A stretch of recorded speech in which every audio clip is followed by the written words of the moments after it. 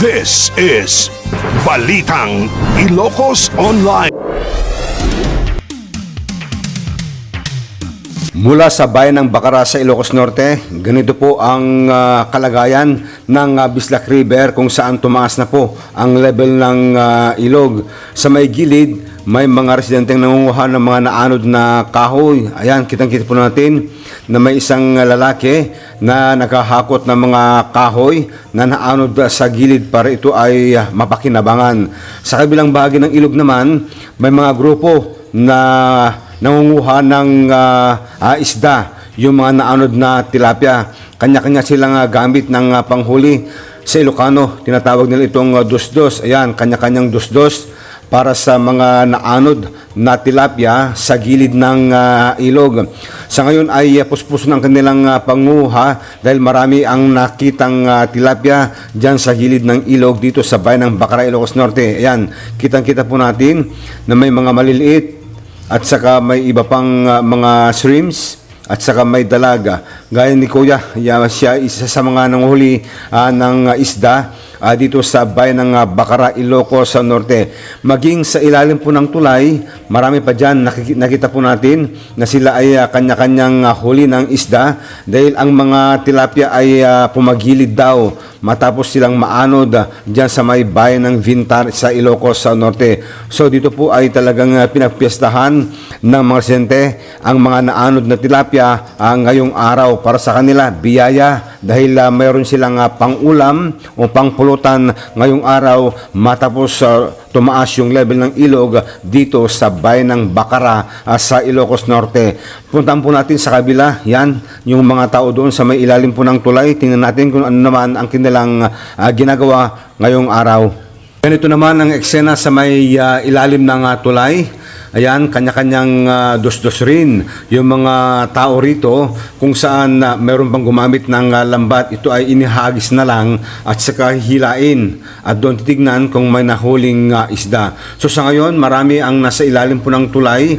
Kanya-kanya silang pwesto para makarami ng huli. Yan, mayroon pang isang sako na nakuha ni Manong. Ito po yung tinatawag nilang dusdos sa Ilocano, dinodusdos para mahuli yung mga isda. Ayan, ating makapanayam yung isa sa mga narito kung ilan na yung kanilang nahuli ngayong araw. Ayan, tingnan natin yung mga nahuli si Kuya. Yan, mga tilapia. Yan, marami na. Ilang sako na yan, sir? 10 kilos lang to, sir. Mga 10 kilos. Sir, anong oras tayo nag-umpisa kanina ng huli ng Plus of to, sir. 8 o'clock. Oo. So, para saan to, sir? Para saan yung mahuli natin? Para sa ulam, sir. Pang-ulam. Oo. So, enjoy kayo kahit kahit may bagyo talagang Oo, sir. Masarap kasi ito eh. Sarap. Pangalan niyo, sir, pangalan? Marvin Failog na, sir. Marvin Pailog, taga saan po tayo? Dyan lang po, Bacara din. Bacara din. Okay, si Marvin Pailog na. Kasama mo? Hindi, sir. Dalawa lang kami. Ay, dalawa lang kayo. So, kanya-kanyang grupo ito. Oo, sir. So, pag ganitong talagang may bagyo, talagang maraming naanod na isda? Marami yan, sir. Marami? Oo, sir. So, anong klaseng isda yan? Tilapia? Tilapia, dalag, paltat, ganun, sir. Yun. So, mahal yung yung dalag ngayon, Oo, sir. Okay, si Marvin. Ayan. Diyan namang banda po, yung mga kumakamay dyan.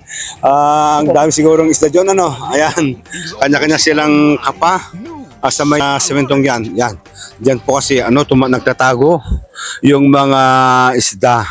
Ayun naman si Kuya doon, lambat ang kanyang ginagamit. Inahagis lang dyan. Tapos, pag inahon, ayan. Titingnan kung may nahuli o wala. So sa ngayon ay enjoy po yung mga residente dito sa bayan ng Bacara, Ilocos Norte sa kanilang paghuli ng mga naanod na tilapia.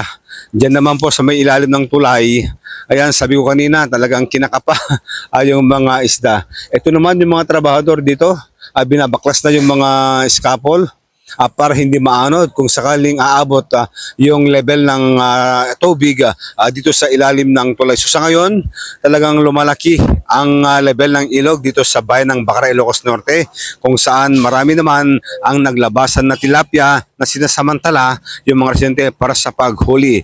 Sa bandang dulo naman dyan, Ayan, marami rin yung mga nakapwesto doon, kanya-kanyang huli ng mga naanod na tilapia. Sa ngayon ay talagang pabugso-bugso yung pag-ulan ang naranasan dito sa bayan ng Bacarang, Ilocos Norte. Minsan malakas, minsan mahina, kasabay din ng hangin. Ang PNP kanina ay namatampo natin na sila ay nag-iikot dito sa riverbank. So sa ngayon, ito munang update dito sa Bacarang, Ilocos Norte kay Bagyong Krising para sa Balitang Ilocos at Ilocos News Online. Dennis Salipio.